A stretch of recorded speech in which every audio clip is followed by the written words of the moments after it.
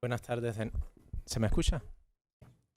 Buenas tardes nuevamente y muchísimas gracias por la asistencia. Ahora nos corresponde el panel, el último panel, el número 5, no por último menos interesante o menos importante, pues trata un tema que nos trae un poco más de este lado del Atlántico, analizar un poco la perspectiva de cómo se puede ver una relación bilateral o triangular, Unión Europea, España, Cuba, en la realidad actual. De ahí que se llame el panel España, la Unión Europea ante la situación política en Cuba.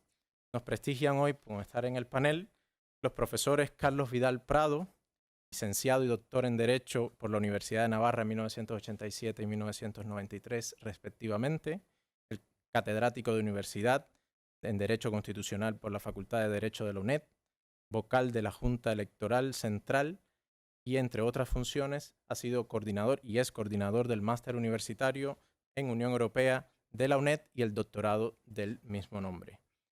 En segundo lugar, el profesor Jorge González Gallarza, investigador y director de la Fundación Civismo, especializado en Latinoamérica y asuntos europeos. Ha sido analista de políticas públicas en el Manhattan Institute y en el American for Prosperity, licenciado en Economía por la Universidad de la University College of London. Y por último, Antonio Alonso, doctor por la Universidad Complutense de Madrid, licenciado en Ciencias Políticas y de la Administración, miembro del claustro de profesores de esta casa, de la Universidad CEU San Pablo, que hoy nos acoge y donde imparte clases de Historia y Sociedad. Evidentemente me he dejado muchísimas cosas en el tintero de algunas cuestiones que están en sus currículos, pero en todo caso es un prestigioso panel y que evidentemente plantearán cuestiones muy importantes e interesantes. Sin más, le doy la palabra para que haga su breve presentación al profesor Antonio Alonso. Y... Sí, cómo no.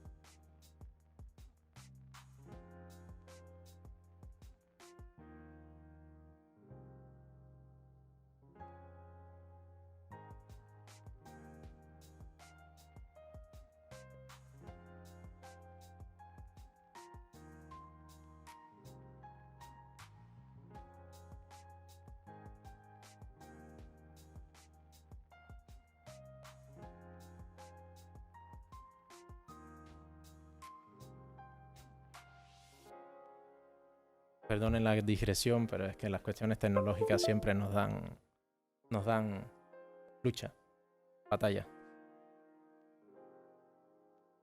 Bueno, pues empiezo, incluso sin presentación, pero vamos, por lo menos que sepan ustedes que ahí va a aparecer algo, ¿vale? Entonces empiezo pues simplemente agradeciendo la invitación, ya estamos aquí, la invitación de Fernando Lostao, que me hizo a participar en este seminario, en esta jornada. Yo lo he seguido, pero no aquí sentado, sino sentado en mi despacho, que he tenido hoy unas cuantas visitas, ¿verdad? Sí, perfecto. Vale, entonces simplemente agradecer la invitación, felicitarles porque por lo que he visto y oído ha sido pues enriquecedor y, bueno, y muy ilustrativo de lo que es la situación de los derechos humanos en Cuba y de la situación también de la Iglesia esta mañana, ¿verdad? Allí en Cuba. A mí me toca hablar en 5 minutos y medio, ¿verdad? Sobre la cuestión de pues estos tres temas que se resuelven en 2 frases. Como ven ustedes aquí, la relación de Cuba con la Unión Europea, la relación de Cuba con Estados Unidos y un poco las perspectivas de futuro. Esto se puede resumir en nada, en dos frases y 15 segundos, ¿no? Entonces, bueno, pues es un reto, ¿vale? Entonces, simplemente, aparte, o sea, no voy a entrar a exponer todo lo que se ha dicho, todo lo que se ha hecho, ni mucho menos, sino voy a ir a lo bruto, a hacer una valoración de cómo es esta relación entre la Unión Europea y Cuba. Y yo lo he titulado así, ¿no? De palabras o hechos, ¿no? Y tanto la relación de la Unión Europea como la relación de Estados Unidos con Cuba, pues pasa por esos 2 momentos. ¿Perdón? Bien, no pasa nada. Pasa por una cosa que se llaman 2 movimientos de sístole y de diástole, ¿no? Es decir, de apretar y de soltar, de apretar y de soltar. En la comida hemos estado hablando de esto y, bueno, a lo largo de todo el día pues también ha salido esta cuestión de qué es más eficaz, si apretar con esa exigencia de que se tienen que cumplir los derechos humanos o soltar un poquito, ¿no? Y sea como fuere, la descripción de lo que ha pasado en estos últimos 30 años, por no irnos mucho más lejos, pues es esta cuestión de la sístole y la diástole, ¿no? Es decir, pues bueno, pues ha habido etapas, ha habido momentos en los que la Unión Europea ha apretado más y momentos en los que la Unión Europea ha apretado menos. Y siempre con la cuestión de los derechos humanos en el trasfondo. Tengan en cuenta, no, ya lo saben, pero muchas veces lo perdemos de vista en nuestros análisis, y es que los estados no se guían por los principios y por los valores, aunque ahora les mostraré algunas diapositivas en las que dicen que sí, pero no es así, sino que se guían por los intereses. Y si en este momento histórico nos interesa, por lo que sea, apretar en la cuestión de los derechos humanos, lo hacemos. Y si nos interesa aflojar en la cuestión de los derechos humanos, pues lo hacemos y ya está. El ejemplo más claro es la reciente palmadita en el hombro y saludo muy afectuoso y muy cariñoso entre Macron y Maduro, o las relaciones entre Venezuela y Estados Unidos del último año. Es decir, pues si necesitamos petróleo, no hay más discusión, ¿no? No hay más discusión. Entonces, todo eso que se dice acerca de la defensa de los derechos humanos queda muy bien en el papel, en las palabras, pero luego hay que llevarlo a los hechos, ¿no? Entonces, cuando decimos, no, venga, no vamos a mantener relaciones internacionales con un país que no respete los derechos humanos, porque Rusia ha invadido. Bueno, vamos a ver. Entonces no mantendríamos relaciones con casi nadie en el mundo. Entonces no vamos a organizar un mundial de fútbol en un sitio donde no se respeten los derechos humanos. Por ejemplo, Qatar, ¿no? Entonces, no vamos a comprarle petróleo a Rusia porque esto y esto, ¿vale? Y entonces vamos a Azerbaiyán a por petróleo. En fin, pues no existen esos valores, no existen esos principios. Ahora veremos alguna cuestión puntual o que matiza esto. Lo que existen son los intereses. Existen los valores y los principios en tanto en cuanto yo los puedo utilizar como parte de mis intereses. Y cuando yo defiendo esos valores es porque es parte de mis intereses, ¿no? Así, haciendo una rápida perspectiva o panorámica de lo que se hizo, Aznar metió presión, y fruto de esa declaración de Viña del Mar, de esa cuarta cumbre iberoamericana, metió presión, y pues de ahí esa famosa frase: si mueves ficha, yo también moveré ficha, ¿no? No es al revés, ¿no? No es te ayudamos y luego ya esperamos a que tú des pasos en la democracia, sobre todo en la cuestión que aquí en España se sigue más, o se seguía más, es la cuestión de los presos políticos, ¿no? Pues si tú sueltas a más, pues yo muevo ficha, ¿no? Pues eso se concretó en la posición común de la Unión Europea, que refleja ese fracaso del proyecto de diálogo que se hizo en la cumbre de Madrid del año 95, con Felipe González todavía como presidente, ¿no? Sístole y diástole, apretar y soltar, ¿no? Es esa dialéctica en la que estamos constantemente, ¿no? Y hay momentos en los que es más eficaz, hay momentos que parece que lo hemos perdido, pero es muy difícil medir, mesurar, es muy difícil medir si mi acción ha sido realmente eficaz o no, ¿no? Esa posición común la conocen ustedes mejor que yo, es para facilitar un cambio político y un cambio pacífico en Cuba. ¿Qué es lo que implicaba esta posición común? Pues eso, un apretar, ¿no? Un apretar. A fin de facilitar un cambio pacífico, pues se intensificará el presente diálogo con las autoridades cubanas y con todos los actores. La postura de la Unión Europea, muy brevemente y muy por encima, es que se siente defensora de los derechos humanos en el mundo. Digo la Unión Europea, la Unión Europea. Se siente defensora de los derechos humanos en el mundo y por eso, digamos, en todos sus documentos clave lo mantiene como buque insignia, ¿no? Pues estamos muy orgullosos de esta concepción de los derechos humanos y la ponemos por delante a la hora de, pues de tener nuestras relaciones con el resto del mundo, ¿no? El artículo 2.1 del Tratado de Lisboa, la Unión tiene como finalidad promover la paz, sus valores, y entre sus valores están esta cuestión de los derechos humanos y el bienestar de sus pueblos, claro. Y en el 2.5, en sus relaciones con el resto del mundo, subrayaremos lo mismo. La política comercial de la Unión Europea es nuestra palanca, pues nuestro instrumento para intentar convencer a otros países de que se tienen que acercar a nosotros. Firmamos un acuerdo con Tailandia y con el condicionamiento de que cumplan los derechos humanos. ¿Cómo se constata eso? Bueno, pues la Comisión Europea elabora cada año un informe sobre el seguimiento o el progreso de los derechos humanos en el mundo, país por país, ¿no? Entonces, esto lo dijo Borrell en su blog. La política comercial de la Unión Europea es una de nuestras herramientas más importantes para apoyar los intereses y valores estratégicos europeos en todo el mundo. ¿Por qué? Pues porque somos un mercado fuerte, grande, importante. Aquí tienen ustedes la opinión de Javier Couso, que fue parlamentario del Parlamento Europeo, fue diputado del Parlamento Europeo por Izquierda Unida hasta del 14 al 19, y aquí tiene una posición totalmente contraria a la posición común del año 96. Entonces él en el año 17 se alegraba mucho de la adopción del nuevo acuerdo de diálogo político de cooperación entre la Unión Europea y la República de Cuba. ¿Por qué? Pues porque significaba un aflojar, ¿no? Un aflojar en la presión contra el régimen castrista. 2017 régimen castrista, y Fidel Castro ya lo había dejado, pero es régimen castrista, sigue siendo régimen castrista, ¿vale? Entonces, ¿por qué pongo a este señor aquí? Pues porque es de Izquierda Unida, entonces es una visión totalmente distinta a la de José María Aznar, ¿no? Es una posición totalmente distinta, ¿no? Él decía incluso que determinados grupos han convertido un informe que corrió paralelo a este acuerdo, dice, en algo que pervierte el acuerdo, que parece una resolución que examina a Cuba, que pretende tutelarla para llegar a una transición al gusto neoliberal. Pues tiene razón. Es que ahí está la cosa, ¿no? Es decir, la Unión Europea se siente defensora de derechos humanos y se siente con suficiente superioridad moral para decirle al resto del mundo, pues mire, los derechos humanos son así y así. Hombre, vamos a ser sinceros, nosotros tendremos nuestros defectos, pero tenemos muchos fallos también. Pero, hombre, mirando cómo está el resto del mundo, pues a lo mejor, es decir, en otras partes del mundo respetan otras cosas muchísimo mejor que nosotros, ¿no? Por ejemplo, el trato a los mayores, yo que viajo de vez en cuando a Uzbekistán, allí lo hacen muchísimo mejor que nosotros, ¿no? Pero hay otras cosas en las que hemos dado avances de gigante, ¿no? Esto hay que reconocerlo, fruto de nuestra herencia bimilenaria, pues en fin, hemos dado grandes pasos de gigante, ¿no? El respeto a la vida, a las libertades.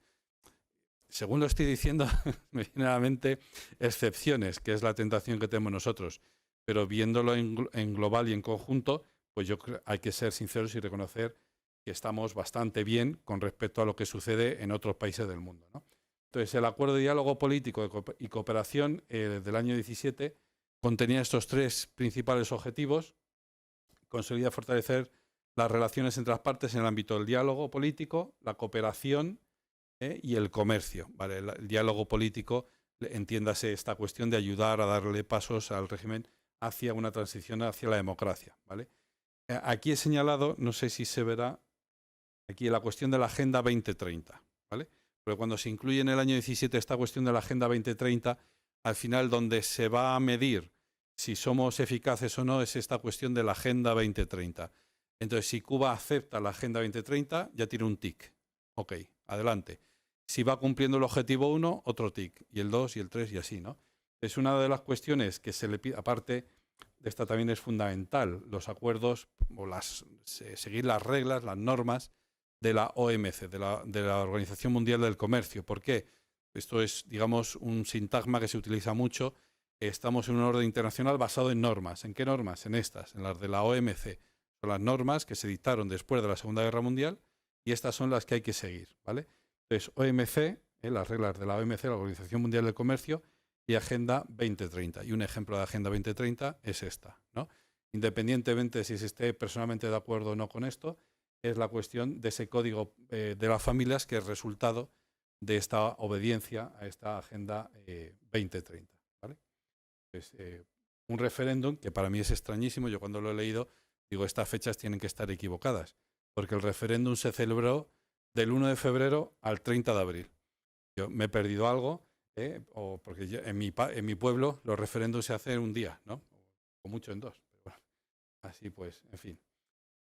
Esos capítulos principales del diálogo político los tienen: derechos humanos, lucha contra el terrorismo, trata de seres humanos, comercio ilegal de armas. De nuevo, volvemos a lo de antes, al título de esta sección, palabras o hechos. Esa es la cuestión, ¿no? Es decir, si se aprieta o no se aprieta.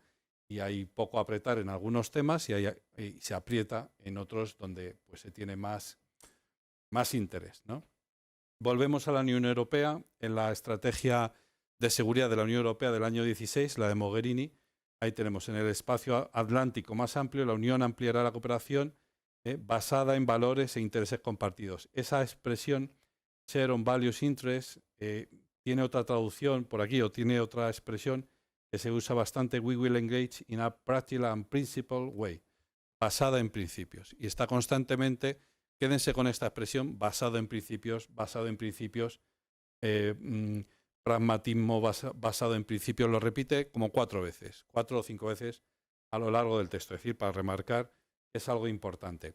En el Strategic Compass, que es la estrategia de seguridad de este año, el término Principle Pragmatism, que es el que se inauguró en el año 2016, tampoco hace tanto tiempo, aparece 0 veces, ¿vale? Es decir, nos guiamos por nuestros intereses. ¿Por qué? Pues porque aparece un elefante en la sala que se llama guerra de Ucrania. Entonces ya nos olvidamos de los valores del medio ambiente, de no sé qué, y el Principle Pragmatism desaparece y, ya digo, aparece 0 veces. La palabra Caribe en el Strategic Compass aparece 0 veces. Y Latinoamérica aparece 7 veces, pero vamos, como ven ustedes ahí, de nuevo, pues hablando de eso sí, de que sí, compartimos algunos valores fundamentales, pero bueno, ya nos olvidamos de la cuestión de los derechos humanos, ¿no? Eso sí, el informe de la Comisión Europea sobre los derechos humanos a Cuba no la deja en muy buen lugar, ¿no? No a Cuba, ni a los cubanos, sino al régimen castrista, ¿no? ¿Vale? Avances en materia de derechos procesales, bien, lo reconocemos. La nueva ley la traducción dice, se propuso una nueva ley de familia progresista, va a decir, una nueva ley progresista sobre la familia, el nuevo código, ¿verdad? La libertad de expresión, asociación, reunión, pues nada, siguen con restricciones. Claro, por eso, o sea, claro. Bueno, esto es del año 21. Entonces, todo lo que se ha hecho en el 21-22 ni aparece, pero es el último que hay. Y la diferencia con las posturas de Estados Unidos, insisto en la cuestión de la sístole y la diástole. Obviamente, las relaciones diplomáticas con Obama fueron mucho mejor, mejor en el sentido de que se distensionaron, también se vendió como, y esto es muy importante, el marketing político que se hace, ¿verdad?, es muy importante, se vendió como una oportunidad para mejorar la calidad de vida, y yo quiero pensar bien de esa recta intención, la calidad de vida de los cubanos, y de nuevo con Trump, lo que fue una vuelta atrás sobre eso, y volvieron esas restricciones en los viajes, en las remesas, en las importaciones, intento de tener la exportación de petróleo de Venezuela a través de Cuba, y luego con ese objetivo último de asustar al régimen sin dañar la economía de los cubanos y a las empresas, los intereses nacionales de Estados Unidos, que para eso él era el presidente de Estados Unidos, y en ese momento, saben ustedes que volvemos a un tiempo de proteccionismo. Bueno, ese es el objetivo último. Luego, pues, se consigue o no, es otra historia, ¿no? Facilitar el cumplimiento del embargo, responsabilizar al régimen de Cuba por abuso de derechos humanos, fomentar la seguridad nacional de Estados Unidos, insisto, y empoderar al pueblo cubano. Estas son las guidelines de esta política de Trump, que bueno, al llegar Biden, lógicamente, vicepresidente con Obama, pues restablece un poco ese espíritu de Obama y vuelve, bueno, pues esto, ¿no? El restablecimiento de vuelos a ciudades distintas a La Habana, la suspensión del límite de $1.000 por trimestre a las remesas, etcétera, ¿no? ¿Y cuáles son las perspectivas para el futuro? Pues que no existen, insisto, no existen las ideologías. Los estados defienden sus intereses, no defienden los derechos humanos como ideología, defienden sus intereses. ¿Se ha conseguido algo avanzado la democracia en Cuba gracias a las políticas de Estados Unidos o de la Unión Europea? Pues exactamente lo que yo he venido escuchando a lo largo del día de hoy. Parece que no, ¿no? ¿Han ayudado en algo? Pues eso, ¿no? Y los avances que haya habido, pues esto que hemos dicho de ir levantando algunas barreras, ¿en qué medida se deben las políticas de Estados Unidos o de la Unión Europea?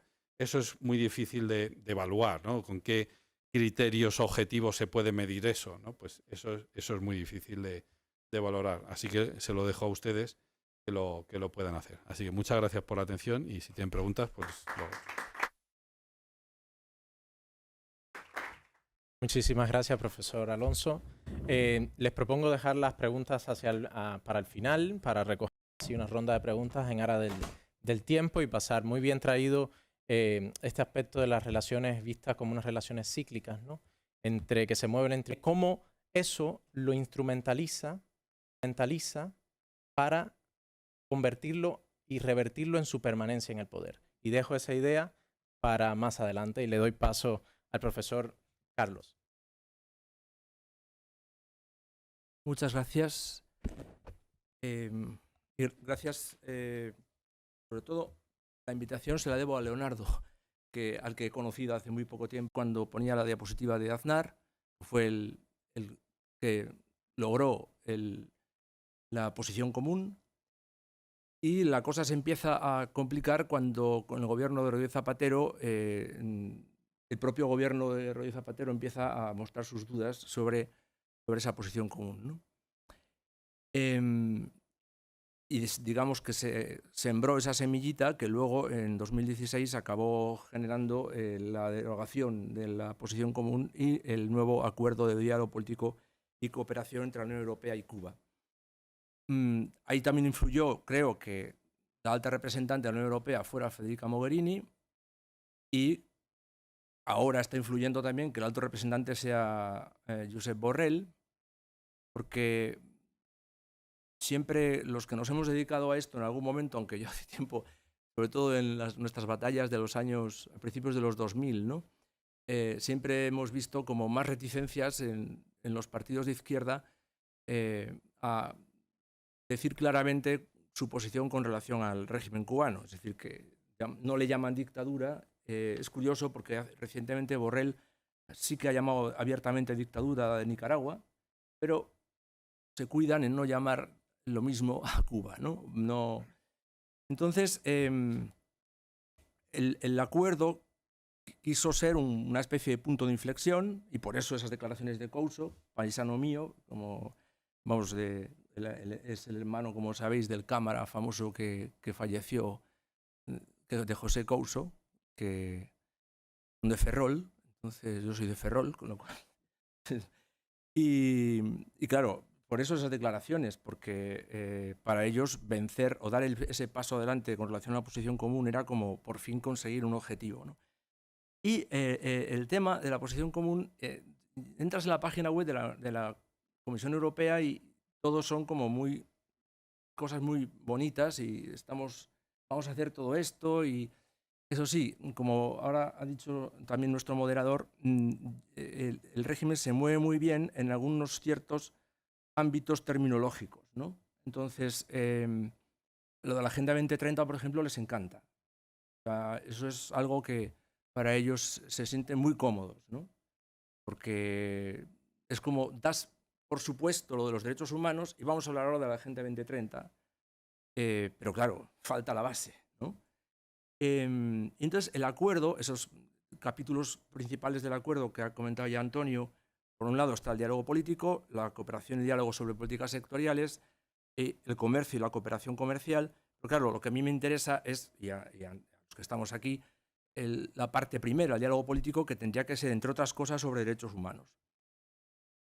Esto no, evidentemente no ha funcionado para nada, ¿no? Es más, se constata, y el Parlamento Europeo lo dice en las dos resoluciones del año 21, en la de septiembre y la de diciembre, aunque hubo otras anteriormente, se constata que no ha habido ningún tipo de avance en este ámbito y, al contrario, el Parlamento Europeo aprueba esas dos resoluciones precisamente porque ha habido retrocesos. Y ya las aprueba por la represión del 11 de julio de 2021 y por la represión de la manifestación o de las movilizaciones que iban a hacerse el 15 de noviembre de 2021. Claro, esto es importante porque todos sabemos que el Parlamento Europeo, aunque quiera ser un parlamento, no es un parlamento real y efectivamente lo que hace el Parlamento Europeo con estas decisiones que se aprueban por una mayoría aplastante es convenientemente ignorado por la Comisión. Lo cual demuestra que tenemos mucho que avanzar todavía en el ámbito europeo para que podamos hablar de que realmente hay una separación de poderes, por ejemplo, en el ámbito europeo, ¿no? Aunque haya elementos que pueden ser identificables como un régimen constitucional, hay otros que no. Y este es un ejemplo, ¿no? Porque además el Parlamento Europeo no se queda solo en constatar lo que ha ocurrido, sino que, haciendo mención al propio acuerdo, recuerda cómo el acuerdo contiene, y tengo aquí las dos resoluciones, voy a fijarme en la de diciembre, porque en la de diciembre prácticamente repite muchas cosas de la de septiembre, actualizándolas, y recuerda cuestiones muy interesantes que, como digo, no han sido como predicar en el desierto. Porque, por un lado, dice, claro, el acuerdo está muy bien, estamos dialogando, estamos teniendo reuniones, pero cualquier diálogo, dice, entre la Unión Europea y la sociedad civil cubana sobre oportunidades de financiación debe mantenerse únicamente con organizaciones de la sociedad civil independiente, dice el acuerdo, asegurándose de que en ningún caso se contribuya a financiar el régimen cubano y de que la financiación tenga como objetivo mejorar el nivel de vida de la población cubana. Entonces dice, el Parlamento lamenta que a pesar de la adopción del acuerdo, la situación de la democracia y los derechos humanos no haya mejorado, sino que se haya deteriorado gravemente. Y recuerda que, de conformidad con el acuerdo, este país debe respetar y consolidar los principios de Estado de Derecho, la democracia, los derechos humanos, y lamenta profundamente que todos los casos mencionados, porque han estado hablando de todos los presos políticos y todas las personas que han sido, bueno, mencionan unas cuantas, pero las ponen como ejemplo y como símbolo de todas las demás, ¿no? Y lamenta que en todos esos casos que se han ido mencionando en la resolución se hayan percibido esas infracciones adicionales y permanentes del acuerdo.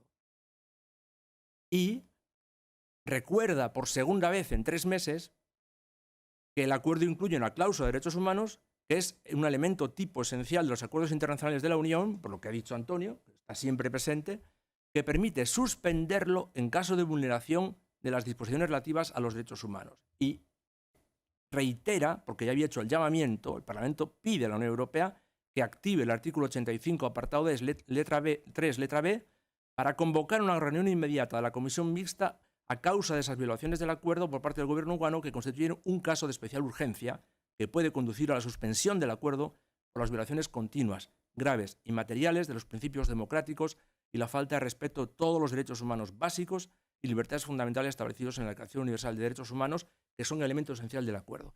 Bueno, pues todo esto que el Parlamento Europeo lo ha dicho varias veces, como digo, no solamente no ha repercutido en la Comisión, sino que la Comisión ha continuado adelante como si no hubiera ocurrido nada. O sea, y el alto representante, Borrell, ha continuado adelante como si no hubiera ocurrido nada. Es más, y por eso digo que la postura del Gobierno de España en esto influye bastante, ¿no?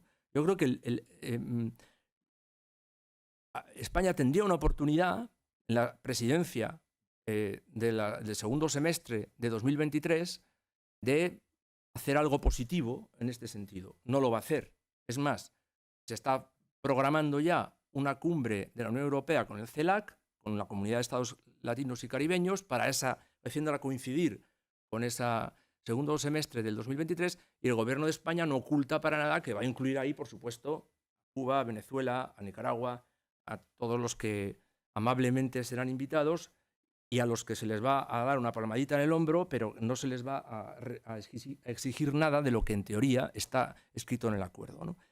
Y ahí, en ese contexto, claro, es verdad que no ha habido una reunión oficial de Unión Europea con el CELAC desde el año 2015, por eso España quiere apuntarse a eso, pero en ese contexto creo, y quería un poco ir terminando con esta idea, creo que sería una oportunidad, porque si esta cumbre Unión Europea-CELAC se celebra en Madrid, como es previsible, ¿no? Yo creo que ahí la sociedad civil tiene una oportunidad de hacer oír su voz. Es decir, oiga, ustedes van a invitar aquí a varios dictadores, por lo menos, si ustedes no les van a decir nada, vamos a decírselo nosotros, ¿no? Y por lo menos ser como la voz de la conciencia, es decir, porque si no, en el gobierno de España no creo que lo vaya a hacer. Probablemente partidos de la oposición de España sí lo harán, pero yo creo que ahí también la sociedad civil tiene algo que decir. Y toda la... Bueno, aquí tenemos ejemplos, ¿no? En el público. Vosotros, o sea, las personas que están aquí, que son cubanos y cubanas que han tenido que venir obligados por las circunstancias, creo que también es una oportunidad de hacerse escuchar, ¿no? Claro, a mí me gustaría, lo que decía antes, ¿no? Me gustaría oír la misma condena que la Unión Europea está sosteniendo, porque en ese caso sí lo hace, con relación a Nicaragua, pues que algo parecido ocurriese con Cuba. Yo no sé si conseguiríamos algo, yo no sé si realmente la posición común fue positiva o no. Yo creo que en realidad da igual lo que hagas, es decir, aquí lo importante es lo que ocurra dentro de Cuba, y la Unión Europea lo único que puede hacer es intentar ayudar a la sociedad civil cubana que está adentro y que está fuera a que realmente ellos sean los protagonistas, ¿no? Porque no podemos serlo nosotros. Pero claro, también es exigible a nuestros representantes políticos que digan la verdad. Entonces, claro, fíjense, tengo aquí entrecomillado lo que dijo Borrell sobre Nicaragua. Lo he dicho en muchas ocasiones. Nicaragua es un régimen dictatorial que viola derechos y libertades y que cuentan con toda la reprobación por parte de la Unión Europea. Yo no he oído decir una cosa tan clara a Borrell sobre Cuba, nunca. ¿Y cuál es la diferencia? Entonces, la diferencia probablemente es que, como decía Antonio, hay intereses comerciales en Cuba y no los hay en Nicaragua. Quizá sea esa la diferencia. O que no le interesa, no simplemente. Pero, claro, también es verdad que descartó, claro, dice, en ese contexto le plantearon, bueno, ¿y entonces por qué la Unión Europea mantiene sede diplomática en Nicaragua, ¿no? Y dice, hombre, porque no ayudaría a mantener el contacto que los nicaragüenses necesitan que nosotros nos fuéramos de allí. Vale, de acuerdo. Oiga, hagan lo mismo en Cuba, es decir, manténganse ustedes allí, pero preocúpense de mantener el contacto con el pueblo cubano y no tanto con el gobierno cubano. Es decir, hay que mantenerlo, evidentemente, diplomáticamente, pero yo veo que desde por lo menos de 2016, desde el acuerdo, y si no desde unos años antes, ese contacto que en los años en que yo he ido a la isla, desde el año 90 y finales de los 90 hasta 2006, 5, 6, había mucho más contacto con la sociedad civil cubana del que hay ahora. Tengo yo esa sensación. No sé si las personas que están aquí y que han llegado hace poco de Cuba lo pueden confirmar. Entonces, creo que hace falta que esta voz del Parlamento se escuche más. El Parlamento Europeo, claramente hay una mayoría que está reclamando esto. No se está viendo reflejada en las decisiones de la Comisión Europea, seguramente porque están pensando en los intereses comerciales y los intereses personales o estratégicos y no en los intereses de la defensa de los derechos humanos, aunque se les llene la boca hablando de derechos humanos. Y creo que de cara a esa reunión de la Unión Europea con la cumbre con los países de América Latina y del Caribe, se debería organizar, o sea, es una oportunidad para que realmente la sociedad civil, también española en este caso, pueda hacer de voz de la conciencia para aquellas personas, si es que tienen conciencia, que no lo sé, pero para aquellas personas que se desplazan de esos países a esta cumbre, y que aunque el gobierno y la Unión Europea no cumplan su función, sí la sociedad civil pueda sustituir esa esa función que no está, esa labor que no está haciendo las instituciones europeas. Nada más, esto es un poco lo que yo quería.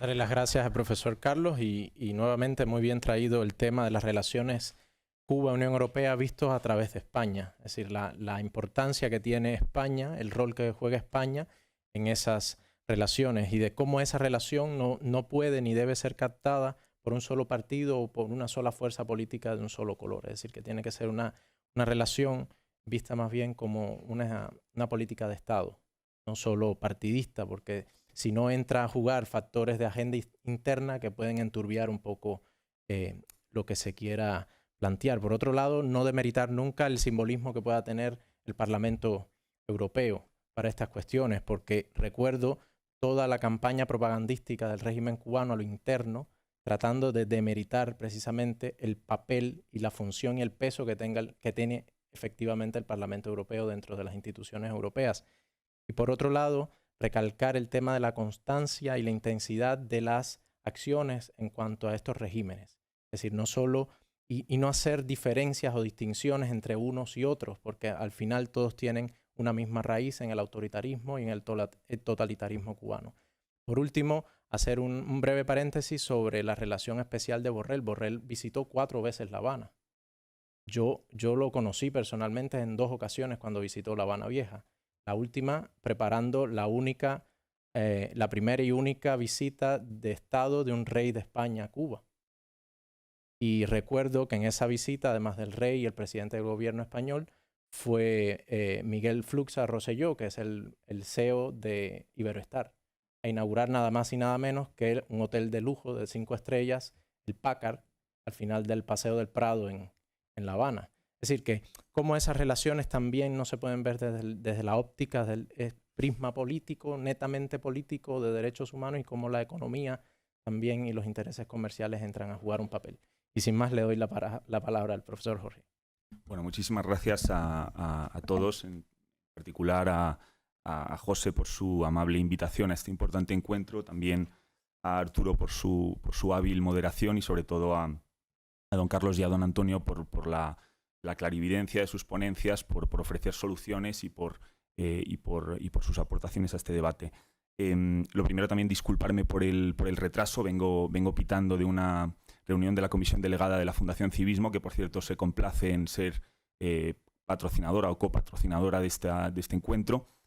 Una comisión delegada en la que, por cierto, se han aprobado una serie de iniciativas de cara a América Latina, también de cara a Cuba, y yo me hago eco ya de sin rodeos y en el inicio, en ese deseo de que la postura europea y la postura española frente a Cuba la marquen los ciudadanos, la sociedad española, que tiene sentimientos fraternos con Cuba, y no la marquen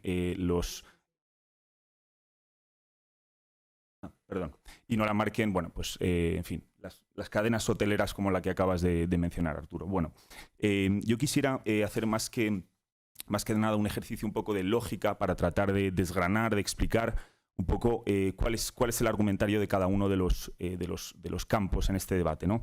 Porque yo pienso que el debate sobre la postura europea a adoptar frente a Cuba supone la búsqueda de un equilibrio entre 2 variables. Por un lado, potenciar las relaciones por motivos económicos o por motivos políticos con el pueblo de Cuba y con sus ilegítimos gobernantes, y por otro lado, el dar un impulso, en general por inquietudes humanitarias y democráticas, hacia un modelo distinto de sociedad en la isla, una sociedad más abierta, más plural y más democrática. Y observen que yo de entrada descarto de forma tajante aquellos que, como el eurodiputado Couso, desean la perenidad del régimen. Yo asumo que todos los aquí presentes partimos de la base de que el Partido Comunista de Cuba gobierna ilegítimamente en la isla, y lo hace manteniendo un monopolio del poder político y un casi monopolio de la economía, sin el consentimiento de los cubanos. También asumo, en contrapartida, que nadie aquí desea el total aislamiento de Cuba, sino que entendemos de forma diferente unos y otros la relación entre pueblo y gobernantes, cómo interactuar con el pueblo de Cuba sorteando al régimen. Y eso es una cuestión que todos deseamos, ¿no? Dicho de otro modo, yo creo que todos, en distinta medida, deseamos 2 cosas, en medidas distintas, insisto, pero 2 cosas. por un lado, que existan nexos, que exista una interacción entre las sociedades cubana y europea. Y segundo punto, que con el tiempo Cuba evolucione en una democracia. Yo voy a asumir esa buena fe, esa voluntad de todos los aquí reunidos y voy a tratar repito, desgranar el argumentario de cada uno de los lados para llegar un poco a encontrar un terreno común. Yo creo que aquí hay dos campos. Me parece que las etiquetas como aislacionista, aperturista no son útiles. Creo que esos dos campos, por un lado, son los que ante todo desean avanzar en las relaciones, a la vez que se contribuya a ese cambio, pero que ante todo quieren avanzar en las relaciones con Cuba. La cuestión es de qué manera se ayuda a ese cambio, y por lo general este campo son pues, los partidarios del acuerdo de 2016. Y por otro lado estamos los que, como los aquí ponentes presentes y asumo que la mayoría de los oyentes y como yo, deseamos que ante todo hay que apoyar el cambio en Cuba, ante todo. Y que a la vez, a la espera de ese cambio, porque ese cambio no va a ser inmediato, desgraciadamente no tenemos la potestad ni la posibilidad de influir de una forma absolutamente directa en lo que ocurre en la isla, pero que a la espera de ese cambio estamos dispuestos a que exista algún tipo de relacionamiento con la sociedad cubana. Y por lo general este campo pues somos los partidarios de volver a la posición común, ¿no? La que rigió las relaciones entre Europa y Cuba entre el 96 y el 2016. Y bueno, yo voy a tratar muy brevemente de refutar la posición del primer campo, que se fundamenta en dos postulados. Primero, los partidarios del Acuerdo de 2016 dicen que aislando el régimen, la Unión Europea se ausenta del cambio necesario y posible en Cuba. Y por otro lado, en segundo punto, defienden que solo una estrategia de lo que ellos llaman relacionamiento constructivo se permite apoyar ese cambio. Voy a dividir estos dos postulados en cada uno de sus componentes y voy a tratar de refutarlos metódicamente uno por uno. Primer punto. Los partidarios del Acuerdo del 16 dicen que la posición común aisló innecesariamente a Cuba, sin por ello contribuir constructivamente al cambio. Yo defiendo que, al contrario, regresar a la posición común forzará al régimen a acometer reformas, alineando a Europa, de acuerdo con el humanitarismo que la caracteriza, con la oposición de la isla. El primer componente de esta postura que voy a refutar es un cierto determinismo. Los partidarios del Acuerdo del 16 estiman que el régimen de Díaz-Canel no responde a los aleccionamientos ni a las lecciones de moral. Ellos entienden que el régimen castrista vive de las rentas simbólicas de haber ganado una revolución en el 59 y que infunde en el cubano medio, adoctrinándole, una visión maniquea de la realidad en la que la revolución le protege de enemigos externos, principalmente los Estados Unidos. Yo mantengo que esto fue quizás cierto al principio, en las primeras décadas de la revolución, pero que ya no es cierto, ya no es verdad en el 2029. Los cubanos están despertando ante la realidad de que el régimen es una oligarquía en la que el alto estamento del Partido Comunista vive a cuerpo de rey, mientras que el cubano tiene que hacer malabares en el mercado negro para subsistir.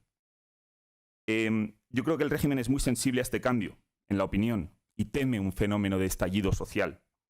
Esto potencia la efectividad de la coerción económica y la reprobación política de la que hablaba don Carlos. Por ello creo que ahora es el momento de aumentar ambas, la coerción y la reprobación, para extraer concesiones de un régimen que al darlas creerá estar perpetuándose en el poder, pero en realidad estará dando pasos hacia la necesaria transición. Además de todo, y quizás lo más importante, al hacerlo, a esta coerción económica y esta reprobación, la Unión Europea se habrá colocado en el lado bueno de la historia. Segundo postulado que hay que refutar. Los partidarios del Acuerdo del 16 dicen que Cuba es víctima del bloqueo americano. Dicen que para ayudar al cubano hay que pasar por el aro, hay que mantener relaciones económicas, turismo, inversión, cooperación con el régimen.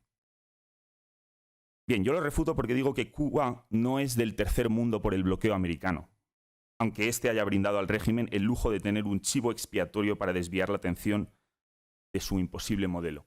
No, yo creo que Cuba es del tercer mundo porque persiste en un modelo económico que lleva ya 30 años siendo indiscutiblemente imposible. Para ayudar al cubano medio existen distintos canales como los que emplea la Agencia de Ayuda al Desarrollo Americana, USAID, como los que emplea la diáspora cubanoamericana o muchas ONGs del mundo entero, que permiten sortear el monopolio económico del régimen. La inversión europea en Cuba engorda las arcas del régimen, porque de entre las distintas modalidades en que los inversores internacionales pueden invertir en Cuba, La más común es aquella que requiere que el 50% de la inversión la controle Gamesa. Y España es el principal actor en esta ayuda al régimen, ya que a través del sector hotelero pues invirtió en el 2018 418 millones de euros controlando el 71% de las habitaciones del sector hotelero en Cuba. También la ayuda directa de Europa, 300 millones desde el 88, 200 desde el 2008, con lo cual una aceleración, también a menudo acaba malgastándose, o lo que es peor, en los bolsillos de los jerarcas. El turismo también puede orientarse en beneficio del cubano medio, acudiendo a paladares y a estancias privadas y no a hoteles controlados, hoteles, por cierto, del llamado modelo de apartheid, en el que los propios cubanos no pueden acceder en las playas de Varadero a los hoteles a los que nosotros como españoles sí tenemos derecho. Bueno, último postulado que hay que refutar es volver, los partidarios del acuerdo dicen que volver a la posición común supondría de alguna forma socorrer a Estados Unidos en su política fallida de embargo. Vamos a ver, la Unión Europea puede condicionar su papel económico a una mayor apertura en la isla de acuerdo con sus propios principios sin tener que seguir lo que diga la administración Trump o lo que diga la administración Biden.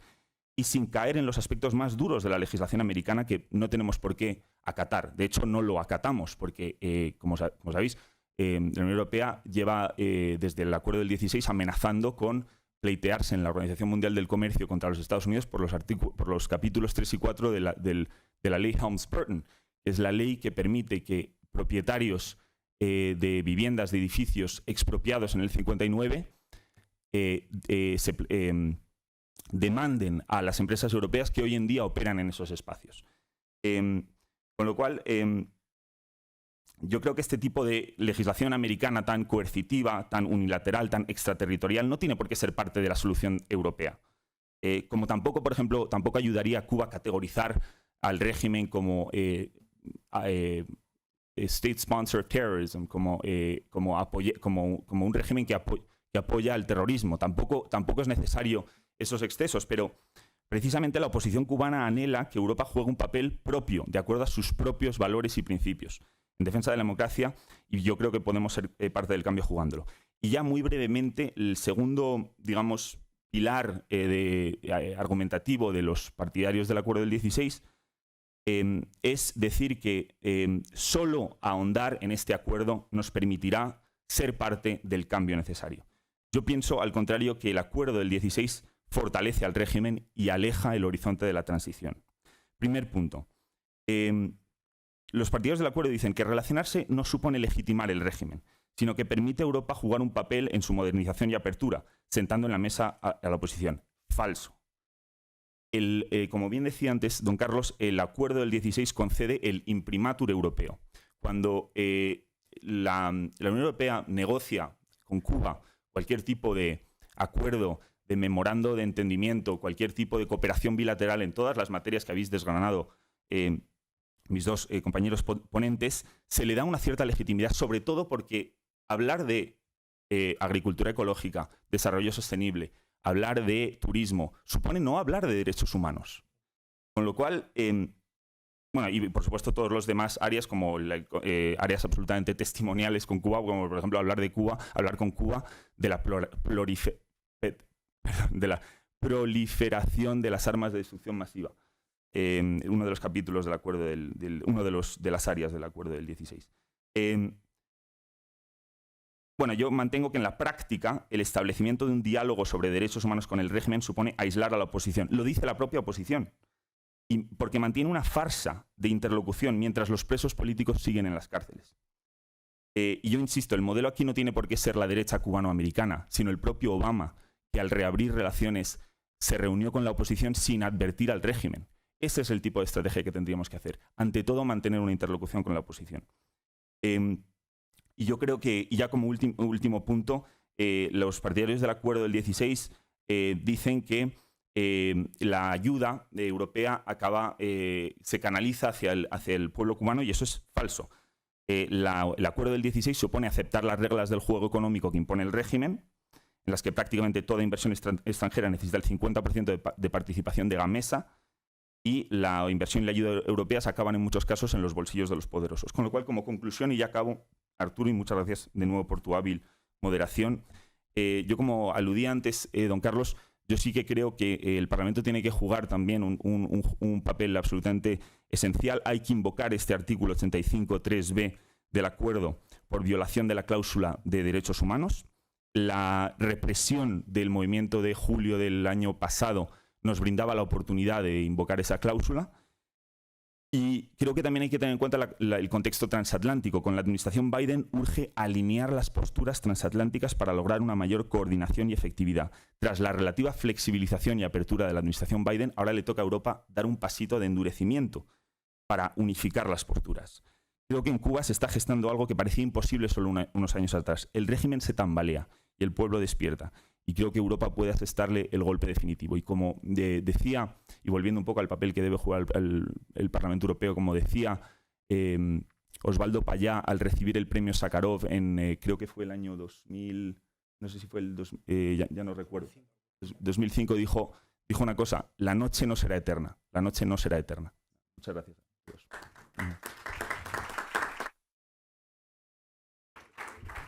Muchas gracias a ti, Jorge, y de verdad que apuntas cosas muy, muy importantes, muy interesantes que solo agregar a una de tus refutaciones, creo que la primera, que el fracaso de la apertura de Obama, de lo que representó la apertura de Obama sin condicionamientos, o al menos sin condicionamientos aparentes, y cómo el régimen, en vez de flexibilizar hacia lo interno, endureció toda la represión y endureció su persecución contra autónomos, contra trabajadores por cuenta propia, medianas y pequeñas, lo que vendrían siendo, no se reconocen como tal en Cuba, pero vendrían siendo medianas y pequeñas empresas en Cuba.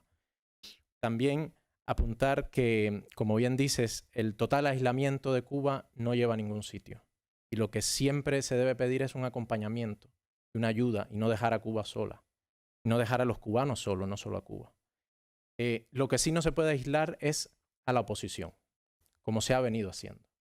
Reconocerla como un actor legítimo, reconocerla como un actor plural, diverso, es decir, no como una cosa monolítica, como un interlocutor único, sino como acabo de apuntar, un actor plural y que tiene que estar en la mesa de negociaciones. Claro está, desde el condicionamiento de las condiciones, valga redundancia, internas que tenga Cuba. ¿Por qué? Porque la evolución hacia una democracia necesita de ese acompañamiento también, y sobre todo un acompañamiento no solo por los lazos económicos, comerciales, sociológicos, sino también afectivos que tiene España con Cuba. Muchos somos descendientes de españoles, y no solo por eso, sino España emprendió un proceso de transición que con sus luces y sus sombras ha sido exitoso en muchos aspectos. Y tiene mucho que decirle a Cuba y tiene mucho que mostrarle a Cuba en ese sentido. Darle la palabra si quieren hacer alguna acotación de lo que han dicho los demás ponentes, y si no, abrir los micrófonos al público para que realicen alguna pregunta.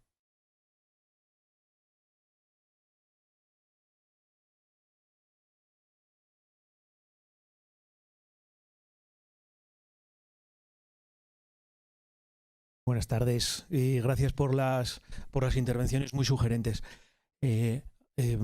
Me gustaría hacer alguna breve reflexión que también es terminológica, pero de partida creo que en la primera ponencia se habló de la sístole y diástole, de aprieto y aflojo. Yo soy historiador. La historia lo que nos dice en los últimos 60 años es que el régimen es inmune a la sístole y a la diástole. Le da igual. Le da igual. Porque, como el resto de la comunidad internacional, y estoy totalmente de acuerdo, se mueve por intereses, que en el caso cubano además son tácticos en el 90% de los casos para garantizar la supervivencia. Esta es una cuestión. La comunidad internacional, cuando quiere coordinarse, en ocasiones lo consigue. Pasó en Sudáfrica. Pasó en Sudáfrica con el régimen del apartheid, cuando hubo en el año 90-91, cuando hubo una acción coordinada para que ese régimen ignominioso cayera, ¿no? ¿Qué sucede con Cuba? Pues pasa tanto en Estados Unidos como en Europa. Es mi opinión, que es una cuestión menor, muy menor en la agenda internacional, y que efectivamente cuando afecta a cuestiones económicas, entonces sí, Si las empresas se quejan, si los convenios que se firman no se cumplen, entonces entra en la agenda. Porque en el fondo, y yo creo que esto explica en gran medida la situación cubana, la ideología está por encima de la economía. Y la ideología, el comunismo está por encima de todo. Y al estar por encima de todo, resiste un embargo. Habría que hablar de muchos embargos, porque el embargo norteamericano no es una única ley, como saben, es una sucesión de leyes que se van superponiendo unas con otras y que tiene más agujeros que un queso de Gruyère, porque todavía desde el comienzo de este siglo Estados Unidos ha estado entre el 6º y 8º exportador a Cuba. Es decir, este año estaba consultando un dato que no tenía en la cabeza, se llevan exportadas a Cuba 120.000 toneladas de pollo desde Estados Unidos, porque desde el año 92 con la ley Torricelli se aprobó que se pudiera exportar a Cuba alimentos, medicinas. Entonces, quiero decir, el embargo no hay uno, hay muchos y se salta de manera flagrante porque no puede ser de otro modo. La Unión Europea, ¿cuál es su problema? Es que en política exterior tampoco hay una unidad de acción. Lo vimos en el caso de Kosovo, cuando la Unión Europea condena la agresión sobre Kosovo cuando se va a dar la segregación, y Estados Unidos, que lo había reconocido, Alemania va detrás y reconoce la independencia de Kosovo. Entonces tenemos también ese problema añadido. Por tanto, en la cuestión europea todo va a depender, como también se le señaló, creo que fue Carlos Vidal, de quién esté gobernando en cada país y quién gobierne en España. Porque el romanticismo que nadie se cree, salvo una minoría fanatizada en este país, y la última conversión ha sido la de Joaquín Sabina, ¿no? Confesada en fechas recientes, de la que me alegro, ¿no? De la que me alegro porque es un magnífico cantante, pero que, ¿no? Diciendo, bueno, ya no puedo estar con la Revolución Cubana. Dice, mi hijo, 60 años para esto, o sea, esto hacía, ¿no? Entonces, cierro la reflexión haciendo una pregunta, ¿no? Haciendo una pregunta a cualquiera de los ponentes, y es, ¿hay algún liderazgo en Europa que está centrada, como no puede ser de otro modo, también en la guerra de Ucrania y la posición con Rusia, pero hay algún líder en Europa que pueda llevar un cambio en una política exterior que no sabemos cuál es la que hay que hacer? Que no la sabemos, pero no sé si Macron, si en su momento, o sea, si en Alemania podía haber sido Merkel. ¿Hay alguien que en la Unión Europea pueda liderar lo que evidentemente no va a hacer José Borrell? Yo también tengo mi opinión, pero vosotros que sois más conocedores de la legislación europea. Sí, vamos por la hora a reunir las preguntas y luego las contestamos todas. Por allá había una mano y luego Carolina había también levantado la mano.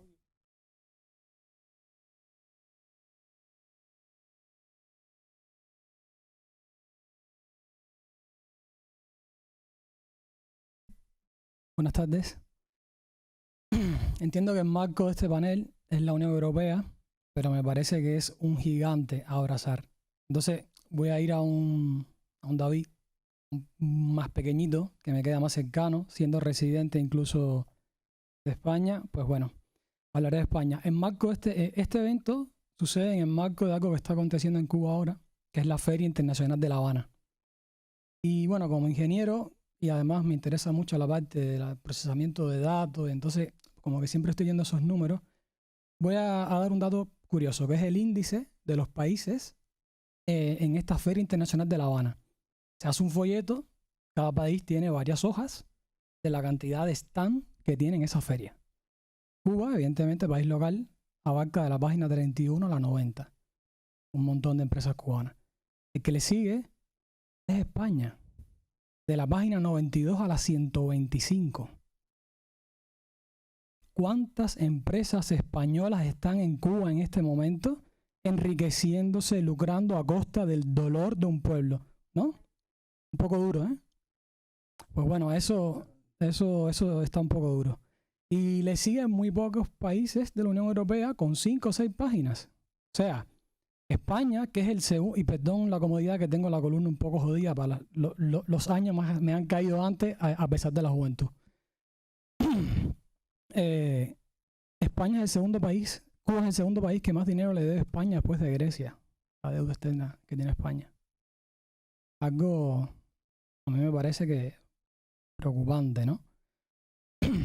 Entonces yo el consejo que les quería pedir a todo el panel es que a mí y a la diáspora cubana que está aquí en España, que nos aconsejan 2 acciones, quizás un poco pragmáticas, para presionar de alguna manera, porque a quien no podemos presionar son empresas como Meliá e Iberostar, que se gastan 24 millones en regalárselo a una dictadura, ¿no? Una cantidad de dinero brutal para que haga un centro de culto a Fidel en el medio del Vedado, cuando tenemos hospitales con condiciones paupérrimas. Escuelas que se están cayendo, pero universitarios que han tenido que sacar a los estudiantes de ahí. Entonces, a esas pequeñas empresas no podemos presionarlas, a estas más de 20 hojas que tenemos como empresas españolas en Cuba no podemos presionarlas, pero quizás como residentes de aquí de España, no de la Unión Europea, que es un Goliat, pero quizás España sí. Entonces, con 2 acciones que me puedan decir para que le impulsemos de la diáspora, voy a estar más que agradecido. Muchas gracias. Gracias a ti. Teníamos una pregunta por aquí y otra. Les pediría que en aras del tiempo ser lo más sucinto posible.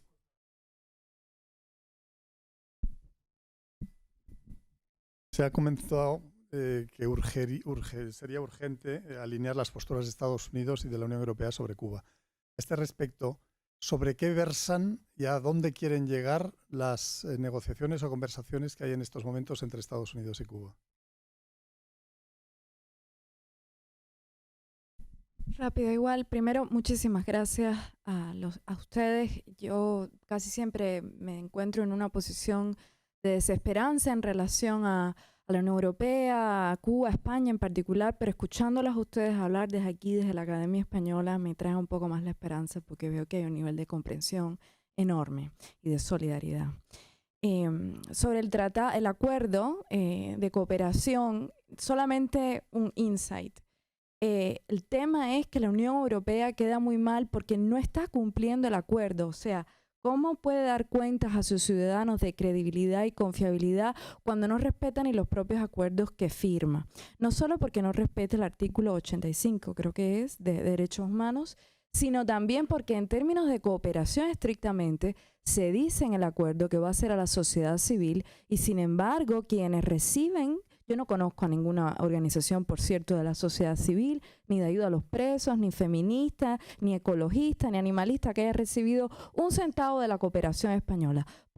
Y si hay alguna que me lo diga, porque a donde va son a las organizaciones no gubernamentales, sino gubernamentales, es decir, al CNSEX, al CDR, a la FMC, a la ANAP. Ahí es donde van los millones y millones de los contribuyentes españoles, que son organizaciones no gubernamentales. O sea, son organizaciones gubernamentales. O sea, están violando el propio acuerdo. O sea, que no se le pide otra cosa al señor Borrell, que respete los acuerdos que firma.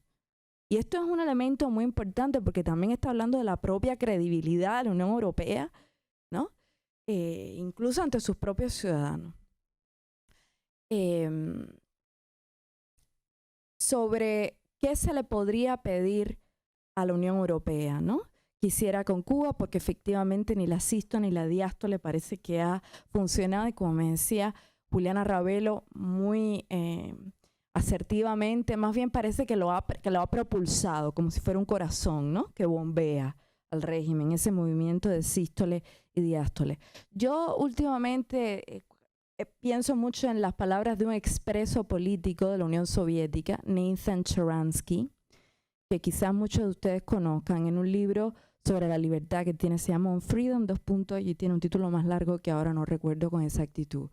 Y dice, para que la libertad suceda bajo regímenes autoritarios, tienen que suceder 3 cosas. Y da 3 claves que no solo sirven para Cuba, sino que ahora mismo también sirven para Irán, Hong Kong, Venezuela y otras. Dice, 1, que las personas dentro de ese régimen estén dispuestas a hacer sacrificios y entregas en pos de ese ideal de la libertad. Eso está pasando en Cuba, obviamente, tenemos más presos políticos, la gente ha salido el 11 de julio, ha seguido saliendo, ha sucedido también en Hong Kong, recientemente en Irán, en Venezuela, en Nicaragua, entre otros países. 2, que las personas que están fuera, en el exilio, en la diáspora, reconozcan la legitimidad de ese propósito y estén dispuestos a ayudarla de manera material, financiarla, pero también promoviendo esas ideas en otras partes del mundo, haciendo advocacy, etc.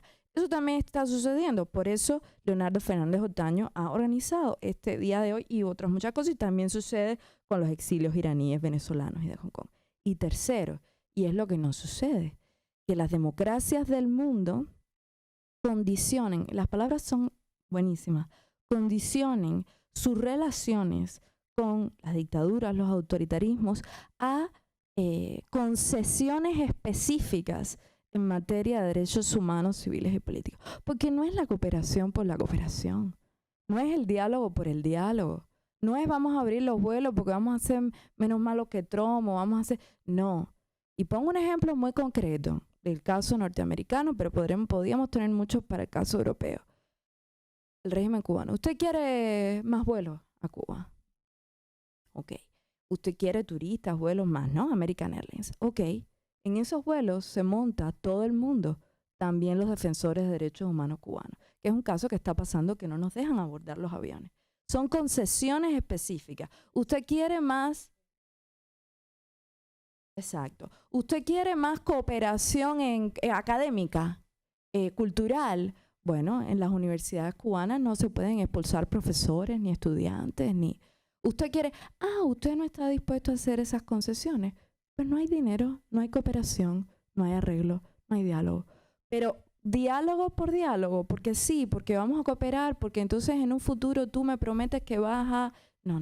Eso está probado que no funciona. Cerrarse completamente, poner 100.000 sanciones, está probado que no funciona. Cuba es el país que más sanciones tiene del mundo y probablemente la mitad de esas sanciones estén ahí por gusto, no sirven para nada. Ahora, Cuba no tendría que ser un país no sancionado, porque no se entiende que Putin sí, todo el mundo está de acuerdo que tenga que ser sancionado, el otro, y por qué el régimen de Díaz-Canel y de Castro no. No hay ninguna razón para que Díaz-Canel no tenga sanciones. Ahora, esas sanciones deberían de ser targeted, quirúrgicas, hechas a la medida del régimen, de los perpetradores, de sus empresas, de Gaesa, de las empresas que tienen aquí también, de las cuentas que sus hijos tienen aquí, que la seguridad del Estado tiene aquí.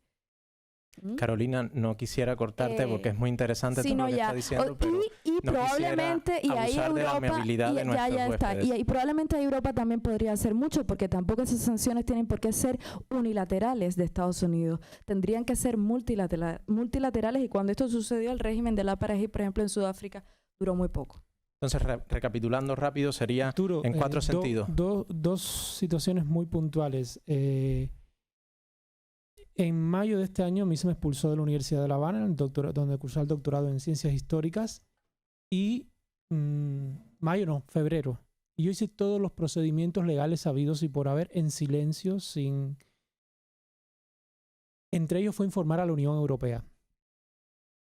Hace menos de un mes, la señora Brilante, la embajadora, se reunió con la rectora de la Universidad de La Habana, que no escuchó mi carta, que me expulsó de la universidad, para hablar de cooperación Erasmus. Y yo sí soy súper defensor de la cooperación, porque yo creo que cada vez más académicos cubanos deben salir, deben ser emplazados los que están asociados a la represión, o académicos europeos ir y hablar en la academia cubana. Yo sí lo defiendo, porque creo que ese es un intercambio, el conocimiento se tiene que mover.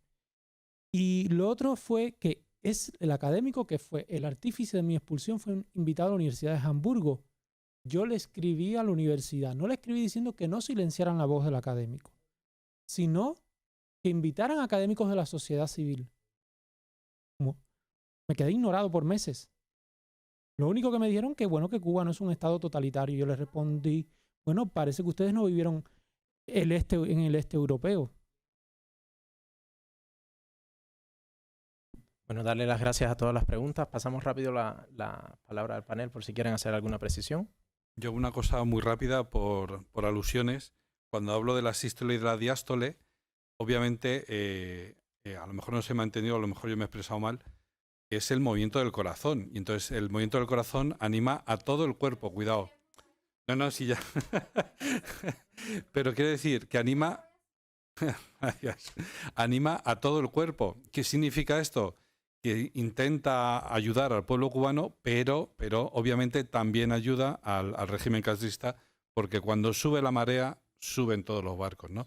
Eso, y luego la cuestión del liderazgo. Yo en la comida hablaba con Carolina y que me ha encantado, la comida me ha encantado, no por lo que hemos comido, que está muy bien, sino sobre todo por la compañía y el diálogo, ¿no? La cuestión del liderazgo dentro de la Unión Europea. Efectivamente, ¿a quién se puede acudir? Es España quien tiene que liderar, no Merkel ni Macron. Es que ni se les pasa por la cabeza, ni saben dónde está Cuba, si se me permite la cosa, ¿no? Sino que tiene que ser España porque es nuestra, iba a decir, es nuestra tierra. Pues sí, tenemos unos lazos tremendos entre nosotros, ¿no? Culturales, o sea, unas afinidades tremendas, pero también, pues eso, incluso familiares, ¿no? Incluso en mi pueblo, en Pinto, donde yo soy, hay gente que es que sus antepasados vienen de allí. Bueno, en fin, una serie de intercambios tremendos, ¿no? Pero la cuestión es que tiene que ser España. ¿Puede ser el Partido Socialista? Pues Felipe González no lo fue, José Luis Rodríguez Zapatero tampoco, Pedro Sánchez tampoco. Por lo que sea, a lo mejor, quién sabe, el Partido Socialista no va a ser. ¿Puede ser el Partido Popular? Pues puede ser el Partido Popular. Aznar lo fue, Mariano Rajoy parece que no. Hasta donde yo sé, parece que no. ¿Puede ser Hermann Tertsch, que le he sacado yo en la comida? ¿Qué es lo que pasa? ¿Qué es lo que envenena esta cuestión? Es que es una cuestión partidista. Al final se transforma en una cuestión partidista cuando tendría que ser una cuestión de política de Estado, como deben ser todas las políticas exteriores, ¿no? Una cuestión de política de Estado, con constancia, con coherencia a lo largo del tiempo. ¿Eso es posible?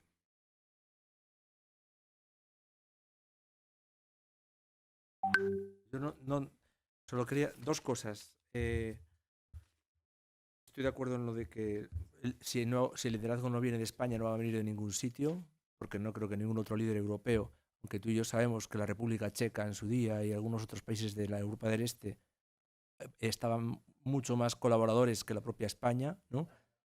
No, y Suecia y los países nórdicos, o sea, había mucha más identificación en algunos políticos de esos países de lo que había en España, ¿no? Es verdad que en la época de Aznar sí que había un grupo de personas, y en la época de Rajoy, efectivamente, Antonio, lo que has dicho es cierto, a pesar de que Moragas, que supuestamente era alguien, estaba de jefe de gabinete, pero es verdad que la sensación, sobre todo porque Margallo, en mi opinión, no sé lo que hizo, ¿no? Como ministro de Exteriores con relación a Cuba, pero desde luego no fue nada claro ni consiguió nada.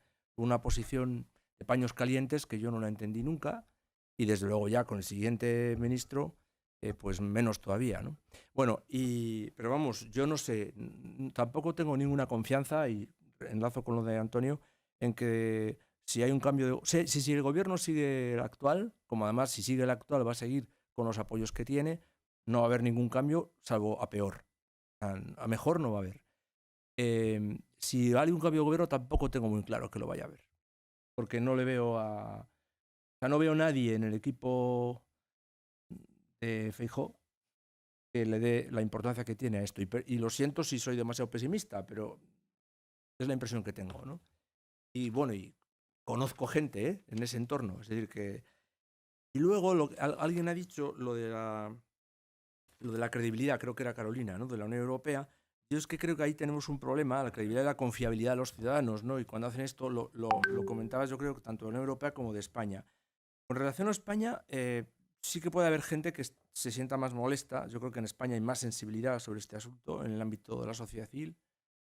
En la Unión Europea da igual. Es decir, en la Unión Europea, ya digo, o sea, lo que he dicho antes del Parlamento, el Parlamento está...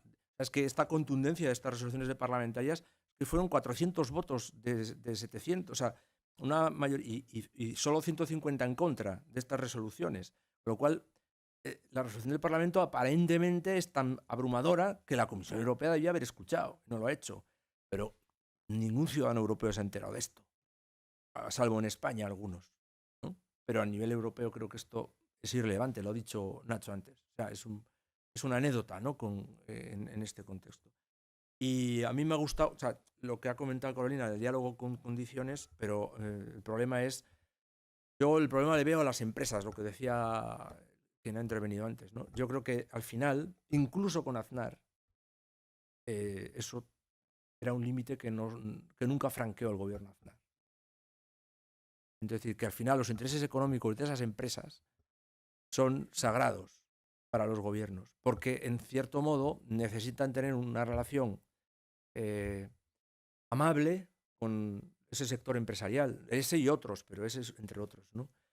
Entonces, a mí creo que la línea de lo que has dicho de las universidades, yo creo que eso sería el objetivo. Yo, de hecho, y luego a nivel ya personal, o sea, nosotros como académicos, yo ahora hace mucho que no voy, pero mi idea siempre ha sido la misma. Yo creo que los académicos de allí, como Leonardo que acaba de llegar, y los que están allí, hay que seguir manteniendo, bueno, y a él le conté un ejemplo de hace poco, ¿no? De que estoy ahora hay que seguir manteniendo el contacto, porque al final si llega un momento en que el régimen cae, tú decías que se tambalea, ojalá, pero yo llevo oyendo eso 25 años y desde luego sigue tambaleándose tan tranquilo, ¿sabes? O sea que, pero bueno, ojalá sea así, pero si cae o si hay un resquicio, lo importante es que el mundo académico, los que han tenido que irse, como Leonardo, y los que están dentro, que del mundo académico salga la savia nueva que pueda aportar. Entonces, esa es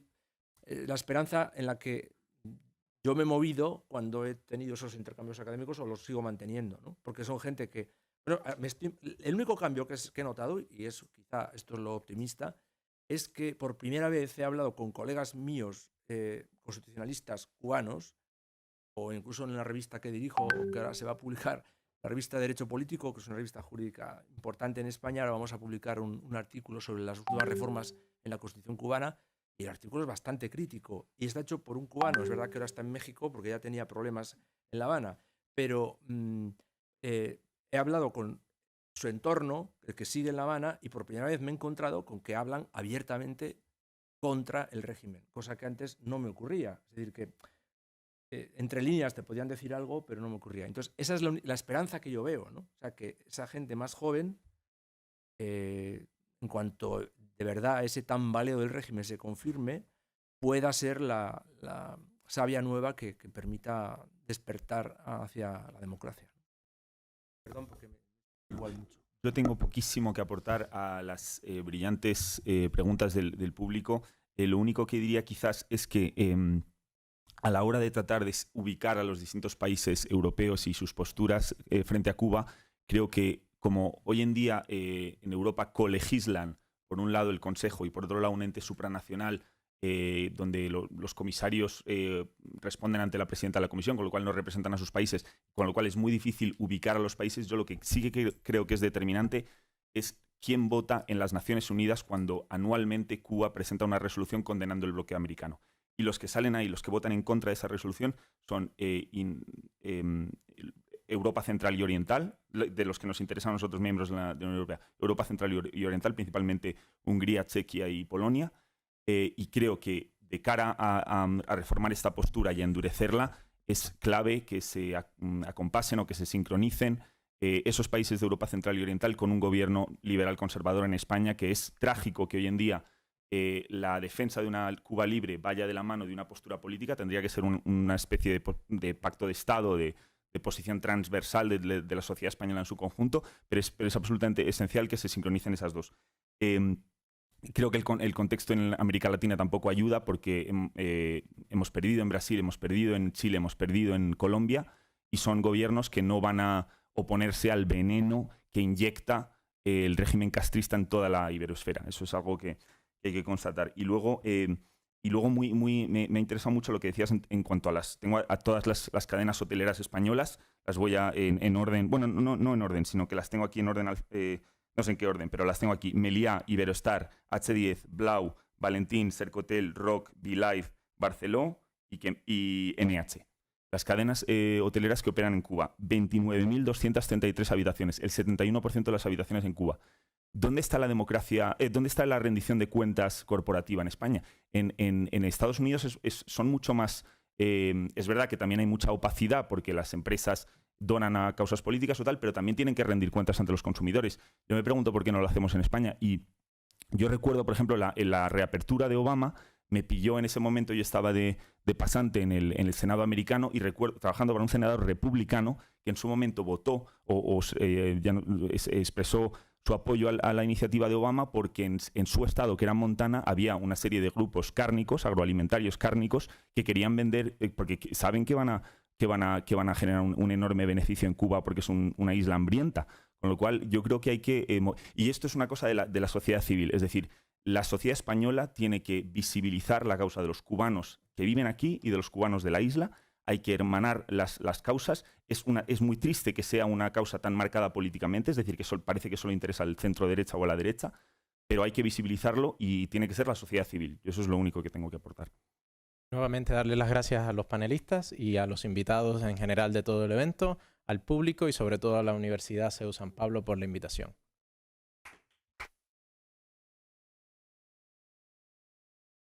Bueno, para cerrar rapidito, a diferencia de mi colega Ahmed,